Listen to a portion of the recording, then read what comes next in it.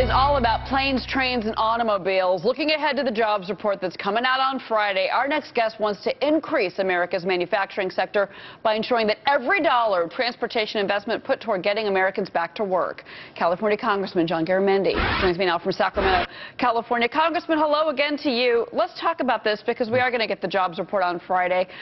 You want 85% of all federally funded projects to be American-made materials. Is that correct?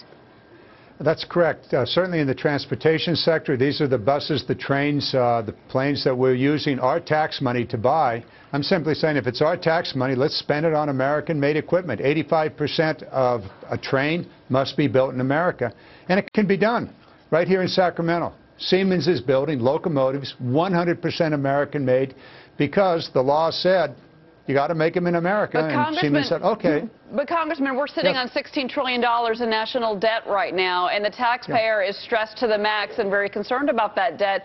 If we're going to be fine spending American tax dollars on a new bridge, a new road, fair enough, but shouldn't we get the best deal as American taxpayers? Well, it depends if you want a deal for China or do you want a deal for America. If you want American workers to be employed, if you want American businesses to have those opportunities, then you should be spending our tax dollars on American-made equipment. It's that simple. That money then circulates in America. Debt, Congressman, even if that increases the national debt?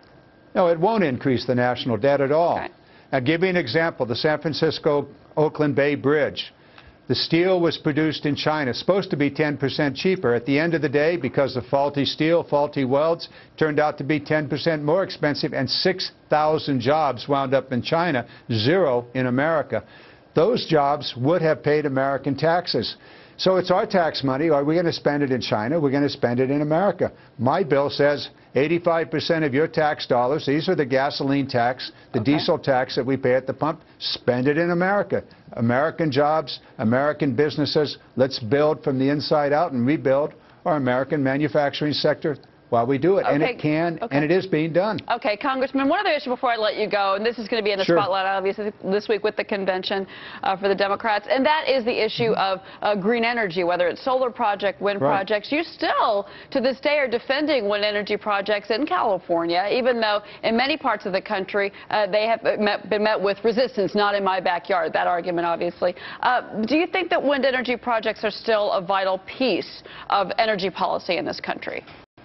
Absolutely. Absolutely. Wind energy, solar energy, green technologies, the advanced biofuels, all of these things have to be in our future. Interestingly, they're in China's future. They're even in Saudi Arabia's future. So we need to be doing it in America. And when we subsidize those projects, the solar and the wind, once again, make sure that our subsidies are spent on American-made equipment. That's another piece of legislation I have. So if you're going to put up a wind turbine, buy an American-made wind turbine. You want to use your own money, buy it wherever you want. But if it's our tax money subsidizing it, then let's make it in America. Congressman Garamendi, unwavering as always. We got to see you in New York very soon, Congressman. It's nice to have you. It'll be a pleasure. Take care, Cheryl. All right, talk to you soon.